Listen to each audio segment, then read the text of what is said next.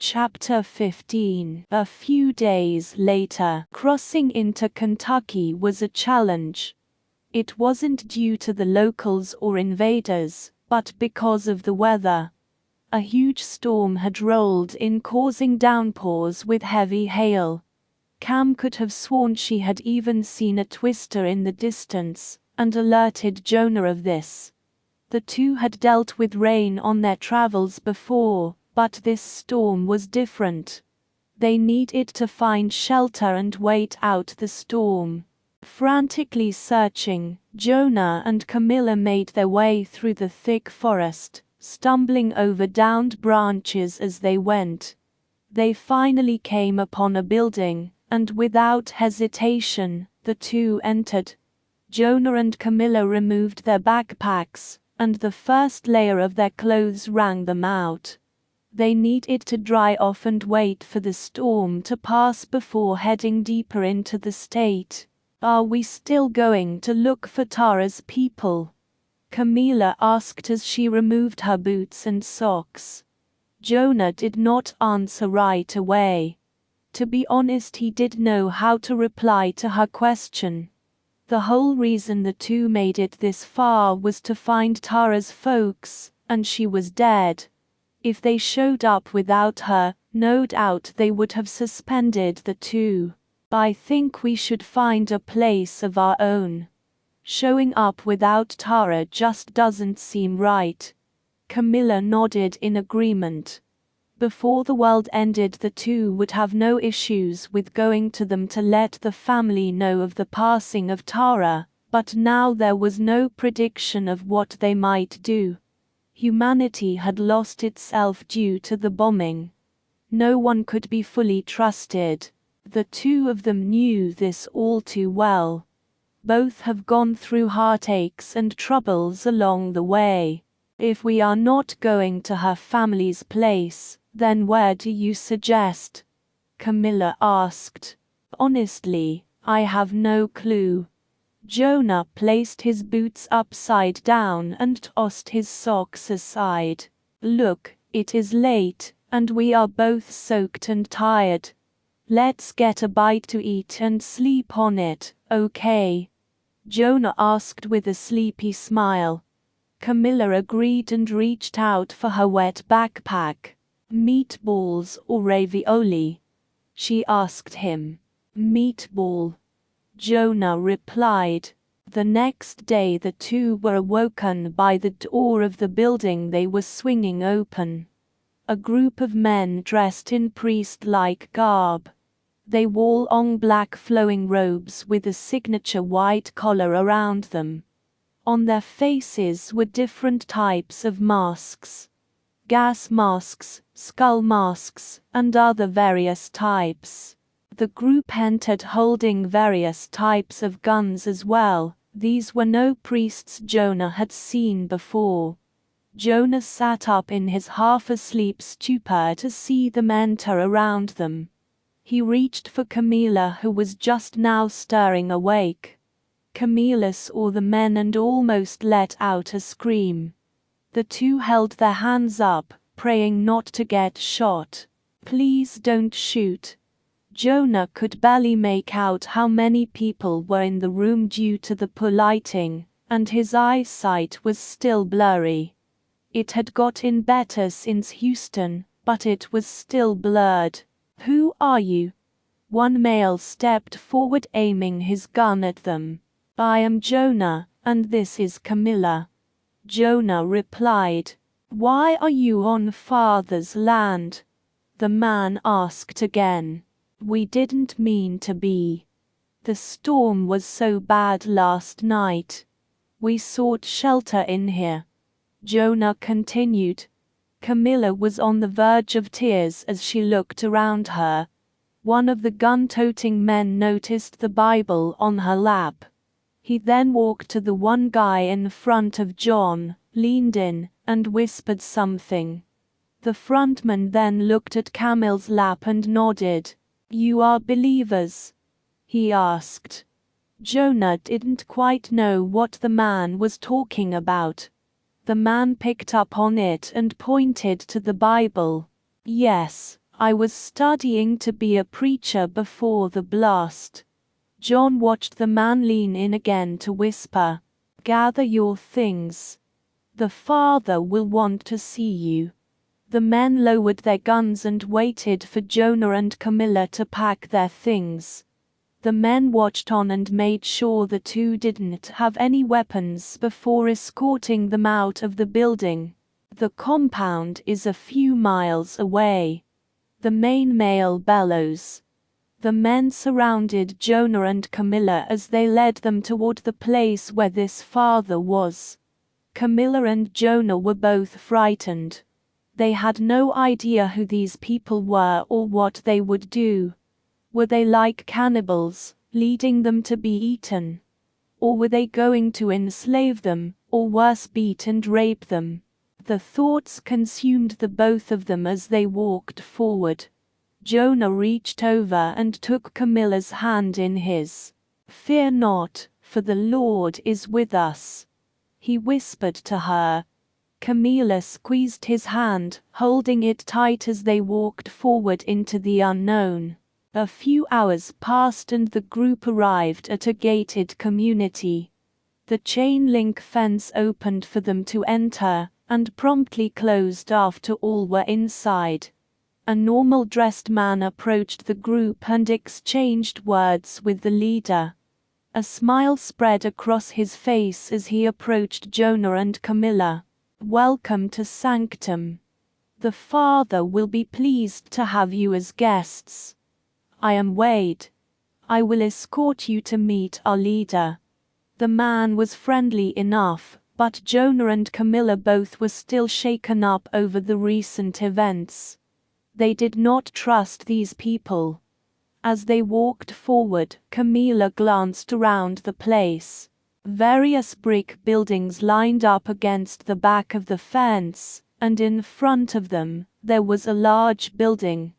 It looked like an old high school had been turned into a compound. The large linked fence surrounded the buildings and stretched outwards toward the back. The parking lot of the place had been turned into what looked like storage, and had other various building supplies littered about. Men and women, we all busy at work building and expanding the place. A few workers worked on stretching out fencing to cover the buildings on the side of the school. It looked to them like old homes where other people worked to fix them. The high school has been turned into a place of refuge. Hopefully, soon we can fence in the whole small town and convert it into a safe place for others. The Father wants to expand our community," Wade explained. "We are about 60 people now, but the Father would like to bring others of like minds inches to restart humanity. We have a few farmers who are working in the fields behind the school for food. A teacher for the few children that live here, and you have met the Crusaders. They are the small group of men who go out and search for supplies, as well as keep things safe. Sanctum will one day be a thriving city with like-minded believers." "I was told you are believers?" Wade asked. "I suppose so," Jonah replied, not knowing exactly what. "I will take you to meet the Father now." Wade leads them inside the high school building and up the 3 flights of stairs. It was a huge 3-story building, and at the very top was where this father had stayed. Entering the doorway, Jonah and Camilla stood in front of a large desk. Behind it stood a tall male with wispy shoulder-length hair. It was as black as his priestly robes that reached the floor. He had a white collar like the group of Crusaders that found the two. Except he had a long gold cross hanging from his neck. It was a bit odd that the cross hung sideways, but Jonah brushed the feeling off. The male had pale skin, a clean-cut face, and a scar that ran from his left eyebrow downward toward his neck. He was around Jonah's age, But unlike Jonah's soft eyes, the man had sharp dark ones. Jonah noticed the black fingernail polish on his fingernails and rose a single brow. Camilla was too afraid to think anything about the tall and ominous man before her. She just wanted to know what was going to happen to Jonah and herself. "Welcome, strangers. I am the father. Wait, you may leave us." The father used his hand to sign for Wade to leave. Wade bowed down and backed out slowly. Once the door was shut, the man before them eased up a bit. His small smile spread across his face as he looked over at the two. "Please have a seat. There is much to discuss. As I said, I am the father, but before I was called Warren. Warren was my old life, and the father is my new." Camilla and Jonah slowly took a seat in front of the desk. Warren sat down as well and leaned back into his chair. "Who are you?" he asked. Jonah looked over at Camilla and Camilla glanced at Jonah. Both were a bit shocked to start speaking, but Jonah was the first to reply. "My name is Jonah, this is Camilla." Jonah was better at speaking in awkward situations due to him being a lawyer. He knew he had to take charge and speak for both of them. Poor Camilla was still deathly afraid, and it showed on her face.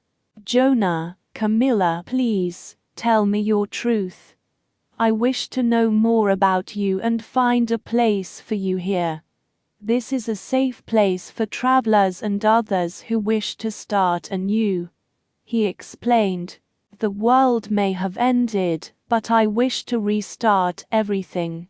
Taking the best things about before, such as community and friendship, to building a haven and thriving city.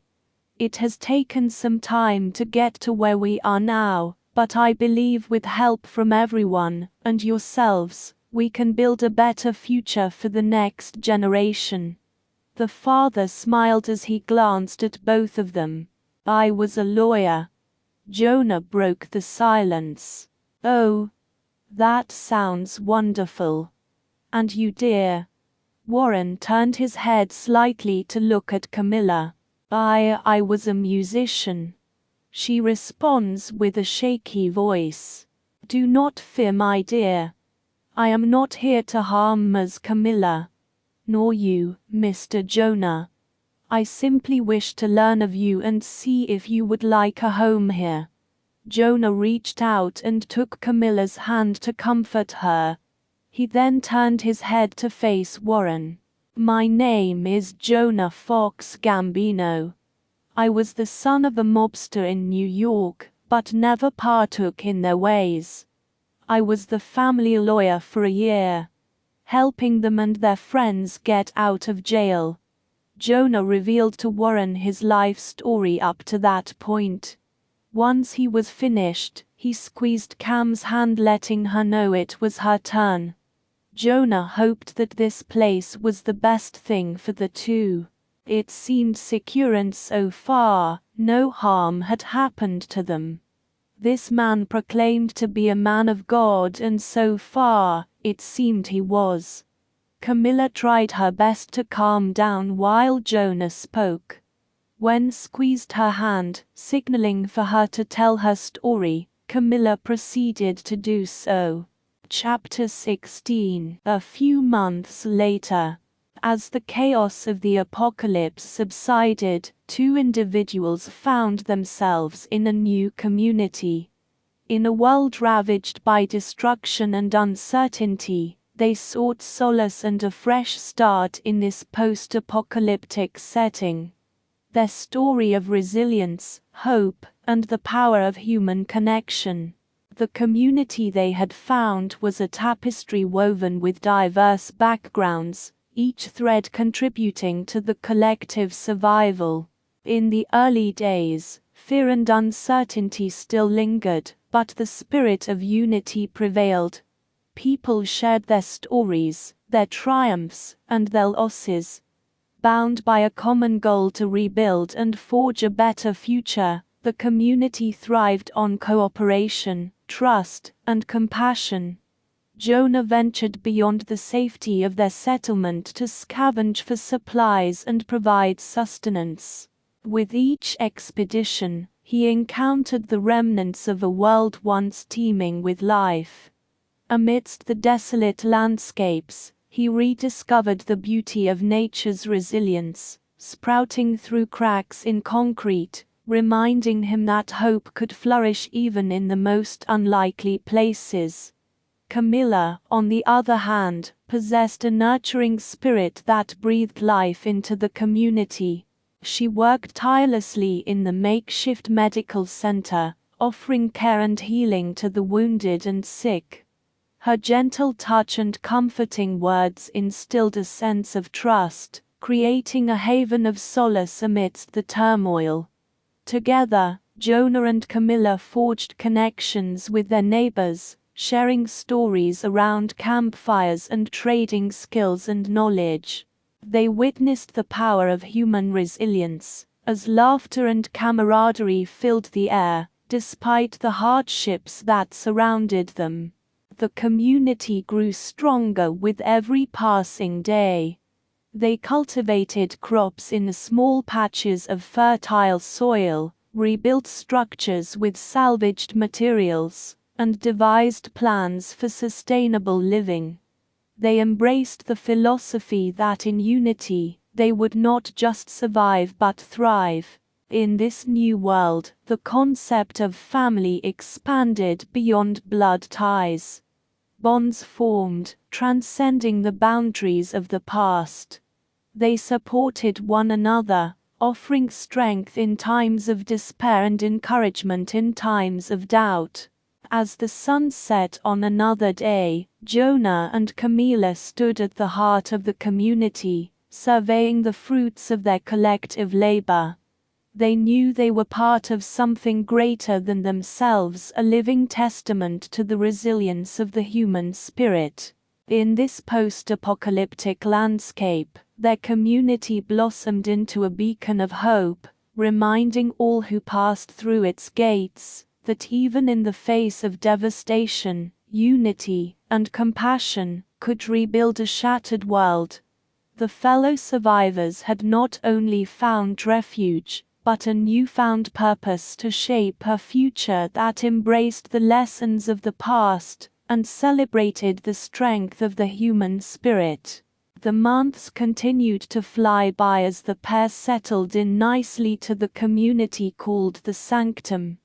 Warren eventually took a fancy to Jonah since the ex-lawyer had mentioned he was studying to become a preacher. No one in the compound but Warner was a man of the cloth, so Jonah intrigued him. Throughout the months he would study Jonah, and would eventually pay a special visit to him to speak about what he thought about the community. Jonah would ask about the father's teachings and beliefs, but he was merely dancing around the question. It was as if Warren was hiding something, and Jonah picked up on it. Later on, during the week, Jonah soon found out who the leader of the Crusader group was. His name was Cade, and he was Warren's right-hand man. While Warren was reserved, Cade was a bit off his rocker. He would have outbursts of random yelling followed by incoherent words. He was a bit loony, but when Warren needed him to focus on getting a task done, Cade was unforgiving. Jonah and Camilla never witnessed any violence, but it was hinted that if you messed up greatly, there would be consequences. All was fine until one night, the preaching coming from Warren turned dark. During such a sermon, Jonah picked up hints that Warren was calling himself God, and the whole Father's name finally clicked. This was no simple compound with nice Christian people, this was a cult, and Warren was their cult leader.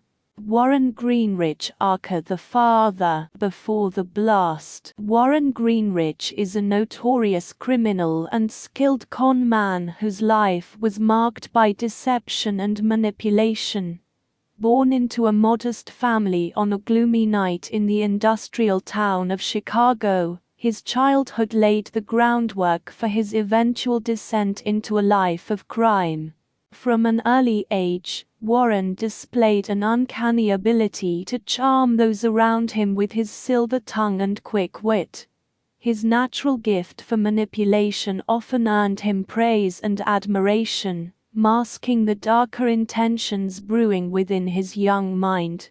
Growing up in a neighborhood plagued by poverty and crime, Warren found himself surrounded by desperate individuals seeking a way to survive. Raised by neglectful parents who struggled with addiction, Warren's upbringing was marred by instability and neglect. The lack of parental guidance left him vulnerable, and he soon discovered that deceit and trickery were his most effective tools for navigating the harsh realities of his environment. Warren honed his skills on the unforgiving streets, learning to read people and exploit their weaknesses to his advantage. As Warren reached adolescence, he became increasingly involved in petty crimes, utilizing his natural charm to manipulate others into doing his bidding. He quickly developed a reputation as a smooth-talking con artist, capable of convincing anyone to believe his well-crafted lies. Warren's confidence grew with each successful scheme, and he became more daring in his endeavors. Warren's illicit activities expanded beyond simple scams, as he delved into forgery, identity theft, and financial fraud. He thrived on the thrill of outsmarting his victims, always staying one step ahead of the law. He assembled a network of fellow criminals and accomplices, drawing upon their skills to execute elaborate cons that left their targets penniless and broken. Throughout his criminal career, Warren adopted numerous aliases, carefully constructing false identities to shield himself from detection. His ability to seamlessly blend into different social circles, coupled with his persuasive charisma, made him an elusive target for law enforcement. However, his relentless pursuit of wealth and power came at a great personal cost, as his relationships were marred by lies and betrayals. Despite the depths of his deception, Warren possessed a complex and multifaceted personality. Behind his calculated exterior lay a man driven by ambition and a yearning for a better life. Yet, as he delved further into the criminal underworld, the line between right and wrong blurred, leaving him consumed by a relentless pursuit of ill-gotten gains. When the bomb struck Chicago, chaos and panic swept through the city like wildfire. Amid the turmoil, Warren, a seasoned con man and criminal, found himself in a precarious situation, desperately evading the pursuit of the police. Seeking refuge and a momentary respite from the law enforcement agencies hot on his trail, he sought sanctuary within the confines of a small church nestled in the heart of the city. Warren slipped into the shadows of the church, his heart pounding in his chest as the sound of sirens and the deafening blast echoed outside. Fear and adrenaline coursed through his veins, fueling his determination to escape capture and continue his life of deceit. The dimly lit interior of the church offered him temporary solace, a hideout in the midst of the cataclysm unfolding beyond its walls. As he crept through the hallowed halls of the church, Warren stumbled upon the resident priest, a kind-hearted soul dedicated to guiding his congregation on a path of righteousness. Fueled by desperation and driven by his criminal instincts, Warren's instincts took hold, and he saw an opportunity to not only evade the authorities, but also seize the unsuspecting priest's identity. In a moment of ruthless calculation, Warren attacked and killed the priest, eliminating the only obstacle in his path to assuming a new persona. As the echoes of his heinous act reverberated through the empty pews, he swiftly altered his appearance, donning the vestments of the fallen clergyman. The disguise would shield him from scrutiny, allowing him to blend in seamlessly with the terrified masses that sought refuge within the church's sanctuary. With each passing minute, the church swelled with a flood of desperate individuals seeking solace from the devastation that had befallen their beloved city. As the survivors huddled together, their faces etched with grief and fear, Warren saw his opening to become the man he had just taken the life of, the revered priest, a symbol of hope and guidance in a world turned upside down. Taking on the role of the fallen clergyman, Warren assumed the mantle of spiritual leadership. He delivered sermons, offered prayers, and extended comfort to those in need, all while maintaining the charade of his newfound identity. He exploited their vulnerability, manipulating their faith and trust for his own advantage, and exploiting the chaos to further his criminal endeavors, under the guise of spiritual guidance. Inside the walls of the church, Warren reveled in his double life, the dichotomy between the criminal he truly was, and the holy figure he pretended to be. His ability to convincingly imitate the priest's mannerisms and teachings masked his true nature, allowing him to weave his web of deceit and continue his illicit activities right under the noses of those seeking salvation. However, as the city grappled with the aftermath of the bomb and its devastating consequences, Warren's masquerade would be tested. The weight of his crimes and the burden of maintaining his facade would bear down upon him, threatening to expose his true self to those he had deceived. The lines between right and wrong blurred, and Warren's journey as a false priest became a dangerous tightrope walk, where the consequences of his actions would eventually catch up to him. From a con man to a godlike being to others, Warren convinced the congregation to flee the city to a more remote location. This new world is perfect for him and his manipulative ways. Along the way he converts everyone not only to worship and follow him, but he also brings into the mix polygamy. He preaches to his followers about replenishing the earth in his image, and tells them the right will inherit the earth and will replenish it. He would be like Abraham leading the people with false truth. Cade Nicholas is complex, deeply flawed, and burdened by the demons that haunt him. As an actor, Cade's life has been defined by both his remarkable talent and his struggle with addiction, drawing inspiration from the enigmatic persona of the renowned actor, Nicolas Cage. Born into a world of glitz and glamour, Cade's childhood was filled with privilege and opportunities. However, his seemingly charmed life took a dark turn as he grew older, succumbing to the temptations of drugs and spiraling into a destructive cycle of addiction. Methamphetamine, in particular, became his poison of choice, wreaking havoc on his mind and body.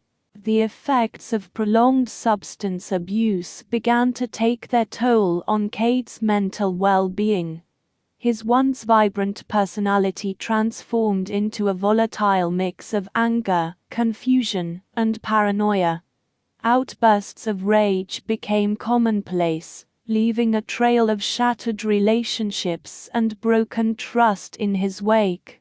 Cade's drug-induced mental issues manifested in erratic behavior and a tendency to speak nonsensical rambling. His mind, clouded by the toxic effects of meth, often ventured into strange and delusional territories, making it difficult for others to comprehend his thoughts and intentions. His struggle to communicate effectively became a barrier to his personal and professional life, isolating him further from those who cared about him. Despite the turmoil that consumed him, Cade possessed a raw talent for acting that shone through even in his darkest moments. It was during these periods of respite, however brief, that he showcased his ability to channel his internal anguish into captivating performances, captivating audiences with his raw vulnerability and intensity. The parallels between Cade's real-life struggles create a poignant narrative, one that explores the devastating effects of addiction and the toll it takes on an individual's mental health. Cade's journey serves as a reminder of the importance of seeking help and finding the strength to confront personal demons, even in the face of seemingly insurmountable odds. In the aftermath of a catastrophic event, where the city of Chicago lay devastated by a nuclear bomb, the paths of Warren, the con man posing as a priest, and Cade, the troubled drug addict, unexpectedly converged. Warren, always the opportunist, saw the chaos and destruction as the perfect backdrop for his deceptive schemes. Recognizing that amidst the despair and confusion, people would be desperate for hope and solace, he assumed the role of a priest to exploit their vulnerability. Dressed in clerical garb and armed with a silver tongue, he roamed the streets, offering prayers, comfort, and false promises of salvation. It was during one of these wanderings that Warren stumbled upon Cade, who was struggling to survive amidst the ruins of the once thriving metropolis. Cade's disheveled appearance, haunted eyes, and unmistakable signs of drug addiction drew Warren's attention. Sensing an opportunity to manipulate this lost soul, Warren approached Cade with feigned concern and compassion, pretending to offer him salvation and redemption. Cade, caught in the grip of his addiction and lost in a fog of confusion, was initially wary of Warren's approach. His mind, clouded by the aftermath of the nuclear disaster and the haze of drugs, struggled to make sense of the situation. However, Warren's deceptive charm, honed through years of conning unsuspecting victims, began to erode Cade's defenses. Warren, using his faux priestly persona, spoke of hope, rebirth, and the chance to start anew. He promised Cade solace and guidance, preying on the vulnerable state of his drug-addled mind. Desperate for a lifeline, Cade reluctantly allowed himself to be swayed by Warren's manipulative words, hoping that salvation was within his grasp. Under the guise of helping Cade navigate the chaos of the post-apocalyptic city, Warren insinuated himself further into Cade's life. He offered him temporary relief from his addiction, using it as a tool to deepen their bond and establish a sense of dependence. Cade, vulnerable and lost, clung to the hope that Warren offered, unaware of the ulterior motives lurking beneath his supposed spiritual guidance.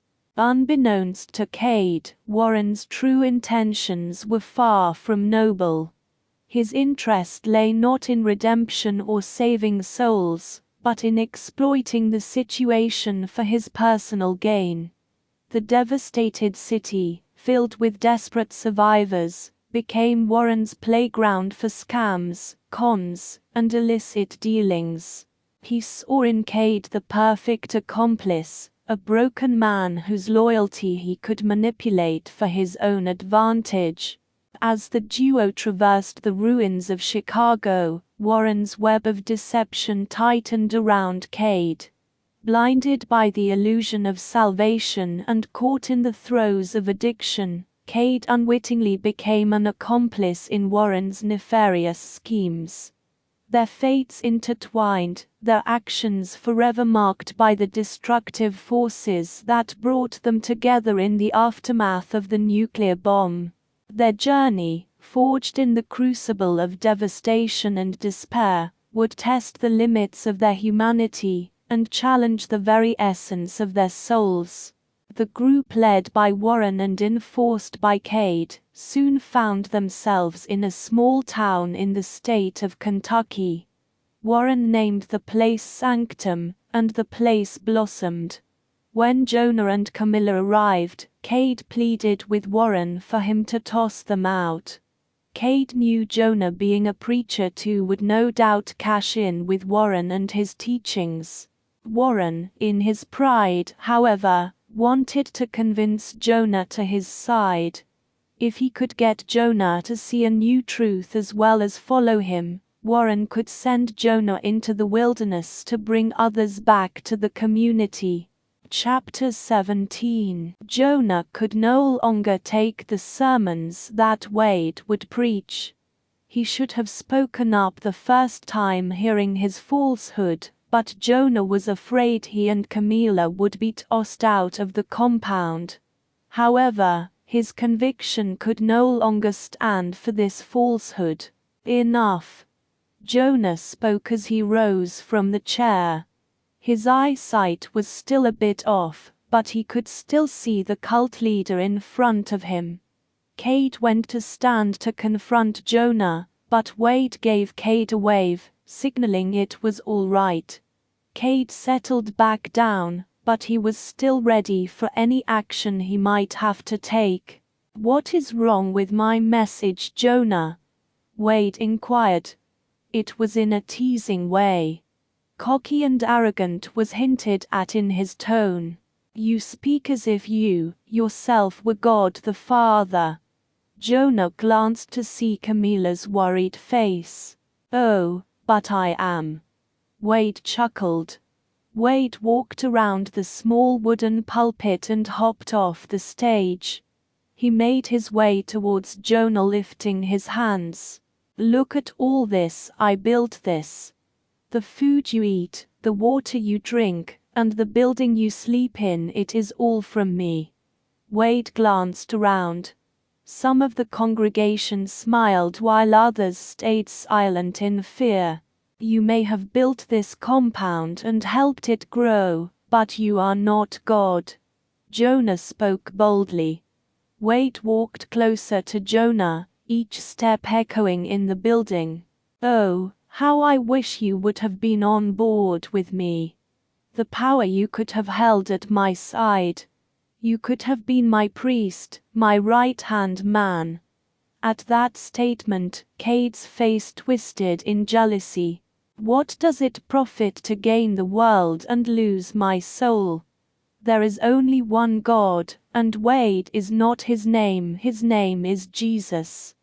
Wade grabbed Jonah by the throat with such speed and accuracy, it was as if a snake had struck him. Wade squeezed Jonah's throat as Jonah tried to get Wade off of him. "We do not speak that name here. I am God and there is no other. If you don't fall in line, maybe the container will change your mind." Wade used his other hand to snap his fingers. Cade jumped off the platform and rushed towards Wade's side. "Take our prophet here to the container. Throw him in with no food or water for 3 days." Wade pushed Jonah into Cade's arms and released his grip from around his throat. Jonah coughed uncontrollably, trying to catch his breath as Cade grabbed his arm. The whole time Camilla sat speechless and afraid. She knew if she contested, she would end up alongside him or worse. Anyone else would like to join him? Wade asked as he glanced around the congregation. No one spoke. take him away. Wade made the sign of the cross over Jonah as Cade dragged Jonah away. Cade practically dragged Jonah through the dirt towards the walls of the compound. How don't you see that this man is crazy? He is playing God, and you are blindly following him. He doesn't care about any of you and only lives for the praise you give him. Jonah spoke. Isn't that what God being? Cade curses as he shoves him out the small door exiting the compound. Cade continues to push Jonah toward a large ladder and steel container, sitting alongside the wall of the compound. Cade pushes Jonah to climb the ladder, but Jonah digs his heels in. Get in or I will go and find your girl, and she will join you. Cade hisses. Jonah grits his teeth as he places his hand on the rusty steel ladder. He slowly climbs in as Cade shuts the door behind him. Look how fast he was ready to replace you, Cade. Think about it. I have barely been here a couple of months. How long have you been by his side serving him? The leader's second in command began to question Wade's loyalty in his head. Shut up. Cade banged on the steel angrily before storming away. Chapter 18. It had just barely been a full day before Camilla began to plan to break Jonah out. She couldn't stand the fact that he was mistreated in such a way. Even though the two were new to the compound, they had both worked and put in time and effort to help grow the community. Wade's true wolf skin was showing, and Camilla was not going to stick around to become his next meal. The old Camilla would have hightailed it out of there leaving Jonah behind, but this journey had helped to evolve her character. Not only would it be the wrong thing to do, but Camilla's heart also would not allow her to leave Jonah. In fact, he had grown up on her since that meeting in the barn. Feelings she could not quite put into words flooded her emotions at the moment. All she knew was she had to release him from that container, and the two needed to journey back into the world they had come from. Camilla waited till darkness settled on in the community. Packing a bag enough for the both of them, Camilla exited the small place they were staying in, and proceeded to climb the wall. It wasn't very high, and with some effort before she knew it, she was up and over. Her landing was harder than she expected, but she was grateful none of the night guards heard the thud. Camilla rose from the dirt and scanned the horizon, looking for the container that Cade had put Jonah in. Her eyes soon spotted the large steel prison. From the looks of it, the thing looked like an old water tower that had fallen over. It now served as the cult's hot box for disorderly people.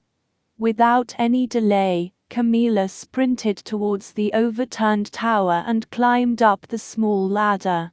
Jonah tapped on the door. A few moments passed before Jonah replied. Camilla, what are you doing? He asked on the other side of the metal. I am getting you out of here and we are leaving. She spoke as she used a pair of stolen bolt cutters to break the lock holding the door shut. She cut the lock and as it fell to the ground, she quickly swung open the door. Come on, let's go. She beckoned him to step out before glancing around to see if anyone might have heard them. Jonah moved as quickly as he could, but he was seriously dehydrated and weak from being inside the container. He was able to walk out the door and down a step or two before he lost his footing. He fell backward a few feet and landed on his back. The wind was knocked out of him, and he lay there in pain for a moment. Jonah Cam cried out softly as she made her way down the ladder. Jonah's eyes focused on Camilla a moment before the artwork on the side of the container caught his attention. Jonah, she bent down to wrap her arm around his to help him up. As Jonah stood to his feet, his eyes focused more on the artwork before him. A giant whale with other sea life surrounding it in bright but chipped colors was painted on the rusting tower. Jonah desperately wants to leave with Camilla due to the fact these people will never repent and overthrow Wade, but this picture before him makes him realize something. Something that God had tried to get him to understand this whole time, but only now with this artwork does realize that he needed to stop running and help the people. He was called to be a preacher, to help others come to God, but just like his name and the Old Testament prophet Jonah, he tried to run from God and his calling. This was his pivotal moment. Jonah needed to stop running and tell the people the truth. No matter the consequences, no matter how he felt, and no matter if they heard him or not, Jonah needed to tell them the truth. Camilla, I can't keep running from this. Cam stopped walking and turned to face Jonah, who was still in the same spot. What are you talking about? She asked, trying to keep her voice down. I have to stop running away from what God has called me to do. These people need our help. He was right, but Cam was afraid. Are you crazy? He will kill you, or he will have his second in command do it. She walked towards him. To live as Christ, to die is gain. Cam, I must try. These people are blinded by fear and falsehoods. They need someone to stand up for the truth, no matter the cost. Cam asked, you need to leave. Go, I don't want you to be harmed because of what I need to do. Jonah held his head low. He could not bear to look at her. The silence lingered between the two for what felt like hours to him. Camille broke the silence with a word. No, Cam, don't argue with me, just go. After all we have been together, you think I am just going to leave you? She spoke boldly. Your God is my God, and he has seen us through a hell of a journey. I'm not going to just turn my tail and run and leave you, Jonah. I care for you too much to do that. I don't want you to get hurt, and I don't want to get hurt, nor do I want you to get killed either. If you are staying, then I am staying. If you want to go, then I will go either way. Jonah Fox Gambino, you are stuck with me. Jonah couldn't help but crack a smile at the fact she used his whole name. He glanced up and could see her smiling at him. The way her eyes were lit up with joy and love and how her smile warmed his heart, Jonah couldn't help but feel something towards Cam. The way they stood there smiling at each other was the moment he saw her in a different light. If we make it out of this, I think I might marry you, he confessed in a joking manner.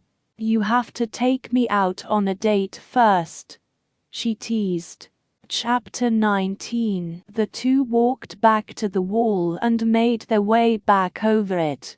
They had helped the community build this section, so they knew where the hidden door was located. It wasn't but 2 minutes after Cam closed the door before Kate was face to face with Jonah. He had a blade to Jonah's neck and a wild look in his eyes. Kate, look, we are not here to start trouble. Are you sure about that? We are here to help. Wade is abusing his power and has you all afraid to speak up. Cam added, you can't tell me this is normal. Jonah spoke harshly. It is unnormal. And before this, the world wasn't as great, or have you forgotten the whole boom boom? Cade made a loud bang noise and laughed. Are you happy, Cade? Because no number of girls or booze or power trips will make you happy. That is all temporary. What happens when someone like me comes along and sweet talks Wade in to make him second in command? What happens then, huh? You are trying to trick me. Why would I do that? I am just trying to help you see the truth in all this. I don't want to be a leader or God, I just want you and the others to see that Wade is not God. To see that this place is like a cult, and you all need help. Just let Jonah speak for 5 minutes, Cade. Come on, what can that hurt, huh? Camilla walked towards the two and placed a hand on Cade's knife-wielding one. Cade looked back and forth between the two for a bit longer before lowering the blade. You have 5 minutes, and if I don't like what you have to say, you are going right back into the container. Cade leads them into his small trailer and shuts the door behind them. The 5 minutes soon turned into half the night as Jonah and Cade deep dived into conversation. Cade revealed his feelings he had toward Wade and how he was used and abused mentally by him. He also revealed how Wade hung salvation, drugs, and other things over not only Cade's head, but everyone in the community. Jonah explained to Cade that these actions were religious trauma, and Jesus was in no way like this. In a way, Cade understood and believed Jonah. He agreed to take them to Wade so they could all sort this out in a civilized manner, or at least he had hoped. Cade escorted Jonah and Camilla towards Wade's building. All three of them were nervous, but none more than Cam. Her stomach was in knots as she began to feel clammy. Jonah noticed the fact she was uneasy about the whole ordeal. He slowly reached out and took her hand. Camilla was grateful as she gripped it tightly. The two shared a glance before placing their eyes back on Cade. The man was a loon at times, but the talk he and Jonah had seemed sincere enough. The two agreed to give this route with Cade a chance. It was risky since Joan was recently thrown in a container for taking a stand against Wade, and he knew Camilla wanted to flee and take refuge back into the wilderness, but Jonah could not allow Wade to further diminish the community and the holy words. Cade walked in the door followed by Jonah and Camilla. Wade stood up quickly from his chair, tossing a young woman asked who he was about to have relations with. Cade, it is late. His words were in a tone of annoyance rather than anger, but that soon changed when he spotted Jonah walking in behind Cade. What is this? He is supposed to be rotting in that hot box. Wade grit his teeth. Wade, just hear him out. I believe he speaks the truth. Maybe you were lied to, and this is all a misunderstanding. Cade tried to take up and make excuses for Wade. He didn't to think the worst of this man who helped him out of that city and gave him so much. Don't make excuses for him, Cade. He knows what he is doing. Camilla chimed in. Should have thrown you in with him to roast. Wade hisses. Are you afraid of what I have to say? If you are truly God, then you should not have any doubts about your congregation, and you should not have any fear of my words. Jonah spoke up as he stepped in front of them. You think I am stupid, don't you? You think I'm going to let you poison the minds of my people against me? Wade sneered. It is the truth. Camilla snapped back. WHO's truth. Yours. His. A fairy tale. The people of this town believe what I tell them, and it is our truth and my truth, and that is all that matters. I keep them safe. I keep them fed, clothed, and watered. Wade began to name off all his deeds. But you are lying to them and abusing them. Camilla pointed out the other female in the room. They love me. They only say that out of fear. Cade chimed in. Wade tilted his head as he glanced at Cade. Well, Judas, I didn't know you were that easily persuaded. Wade clicked his tongue at the top of his mouth. Let me guess, you want Jonah and the leader me to have a showdown about the truth. In a small town where faith runs deep, two preachers find themselves standing before their respective congregations, ready to deliver their sermons. Each had its unique style and beliefs. The air would thick with anticipation as the stage would be set for a spirited exchange of ideas. Wade laid out a detailed account of what Cade and the two other traders would expect. The leader has a Latin Bible, and the others cannot read Latin, Wade continued, and Jonah would pull out the English one to show how everyone is allowed to read it. Wade stepped around his desk with his hands behind his back. Most of the congregation would go to Johann's side, and some would back me. There would be a war in the community. The chaos of the outside world would spill into this one, and there would be death. Tragedy, but how about we skip that? Wade pulls out a gun and points it at them. Chapter 20. The leader Wade held the gun pointed at the three that stood in his building. To Camilla it was as if the world went silent around her. Even though Cade and Wade were screaming at each other, the zoned-out Cam couldn't hear them. She was struck with fear, frozen in place and able to communicate. Her amber eyes glanced over at Jonah, who stood not far from her. Camilla noticed how fearless he stood, as if he was a warrior about to leap into battle.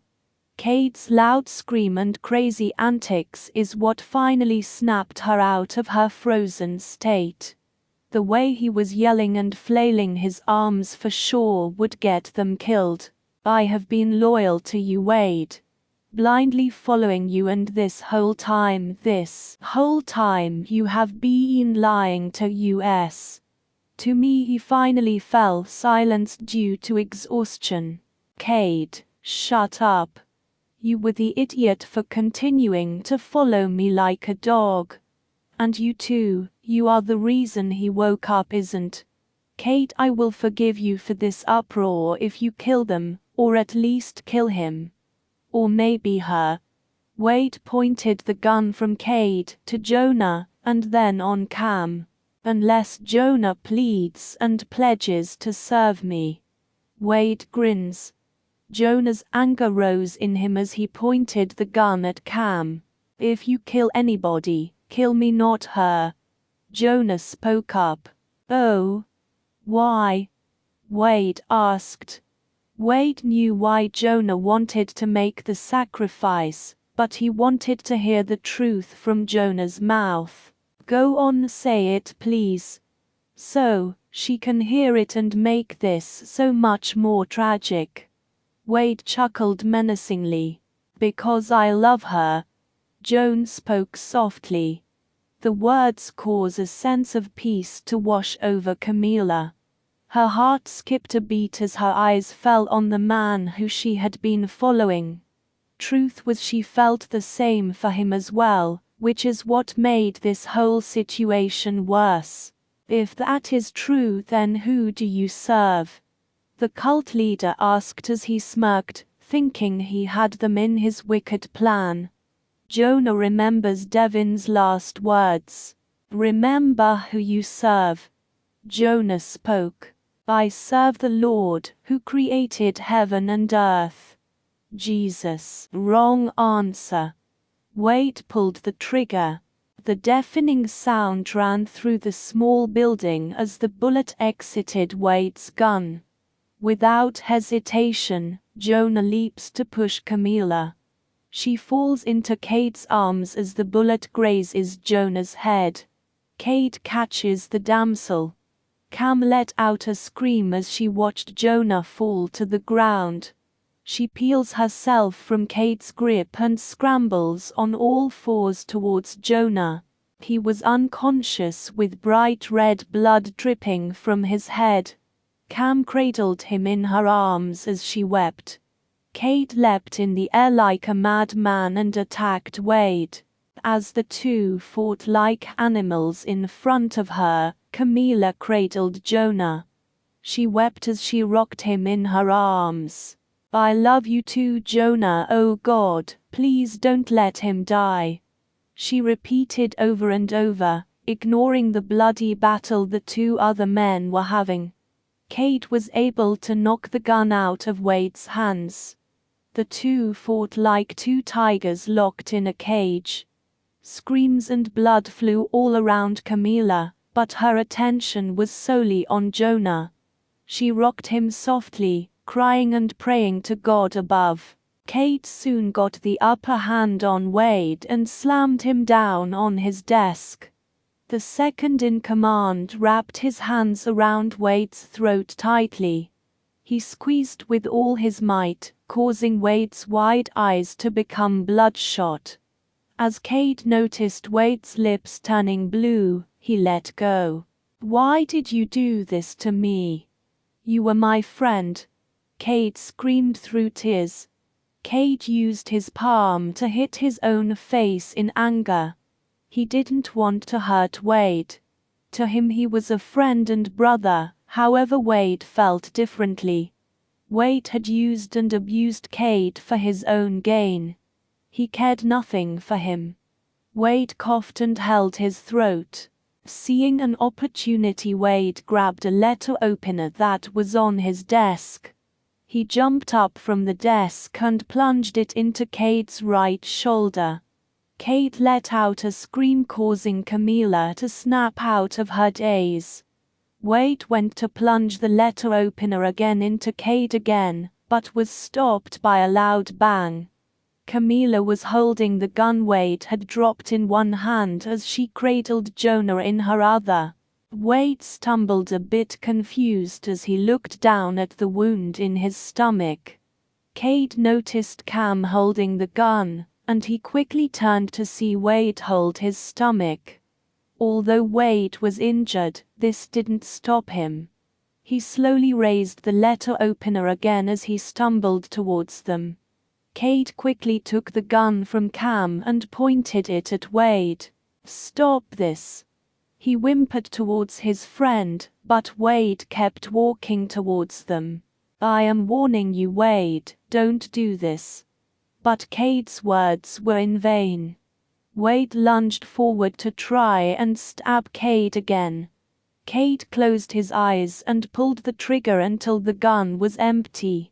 He only reopened them when he heard the thud from Wade's body hitting the floor.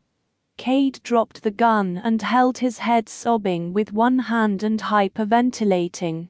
Cam reached up and grabbed Kate's other hand, squeezing it. "Kate, Kate," she called out. Kate stopped his noises and looked down at her. "We need to get Jonah to the doctor. He is alive, but still bleeding." She spoke softly and reassured him that she was there for him, but the threat was still not over. Kate scooped up Jonah and ran out the building, followed by a bloody Camilla. Chapter 21. Camilla sat in the chair beside Jonah's bed, staring at the ceiling. Her eyes traced every stain and crack in the tiles. She had not left his side in 2 days.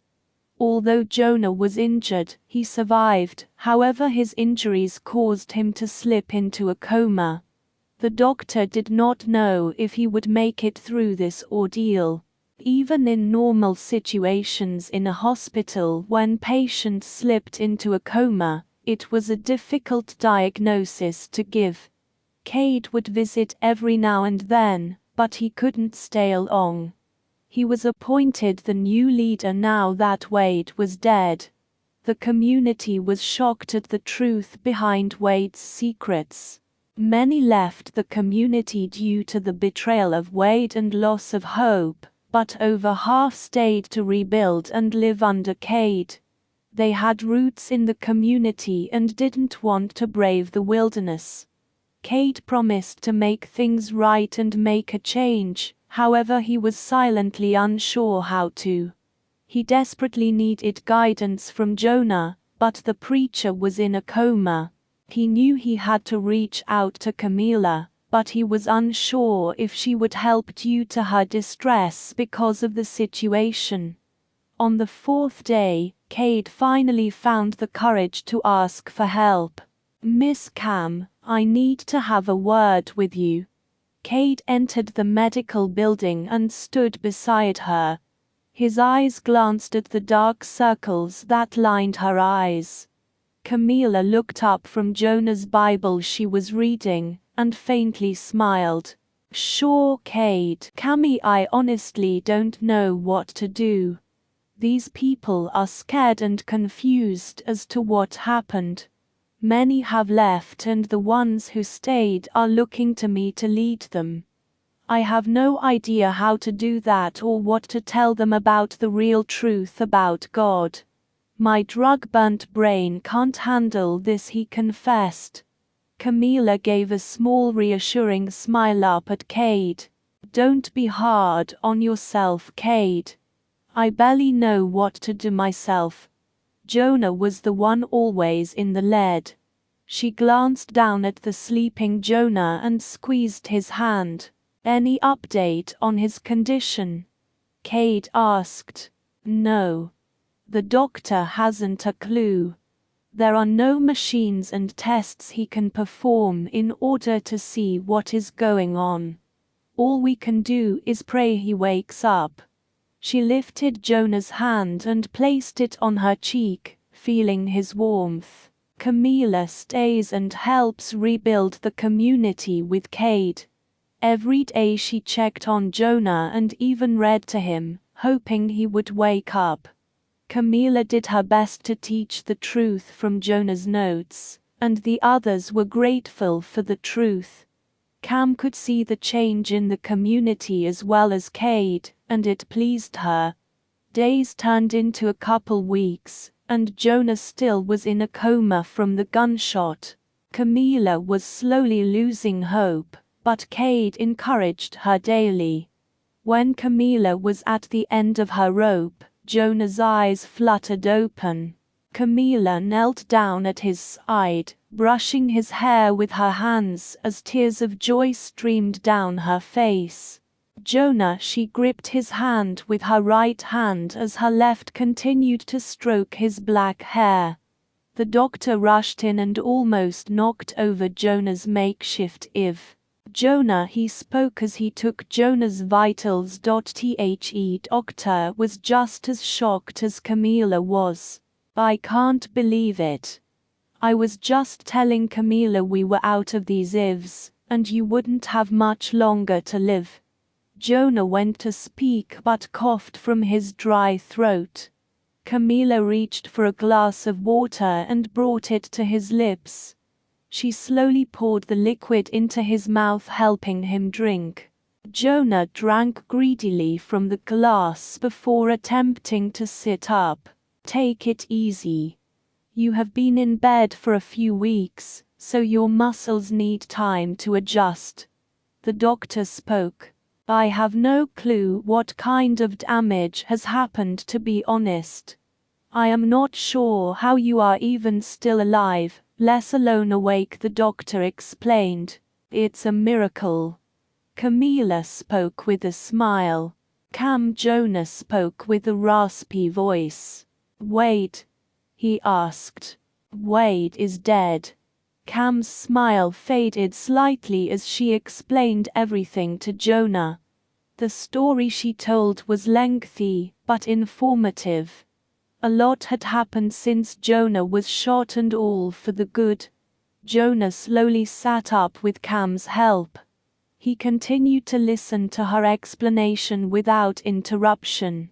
When she was finished, he stayed silent for a moment before he began to explain what had happened to him while in a coma. In his coma, God gave Jonah a vision. It was very detailed and honestly frightening. Jonah was to spread the gospel to this country. America was broken and overrun with the wicked, but the few good souls that were left needed not only hope but the gospel. The people need help, and Cam, I am to go out and help them in any way I can. Doing what needs to be done by showing them love and compassion. I want you to come with me. He held her hand tightly. I know you have set up roots here and out there. It is very dangerous, but I want you by my side. I don't think that is smart. I don't even think you can walk. Being you've been laying here this long. The doctor pointed out.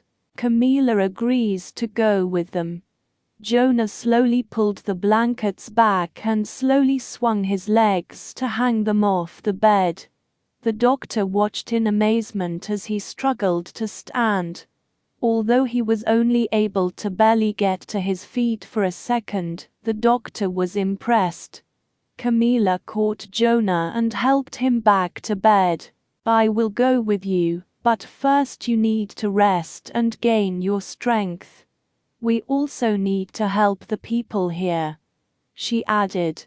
I believe one of the guards who stayed used to be a physical therapist. The doctor added, I will go get her. He quickly rushed out the building to find the woman. Camila, I understand your concern. I know I need to recoup, but I am serious about this. I have to do what I am called to. Camila took his hands, reassuring him. Okay. And yes, I will go with you. I already made that vow. Jonah leaned over and gave her a kiss on her forehead.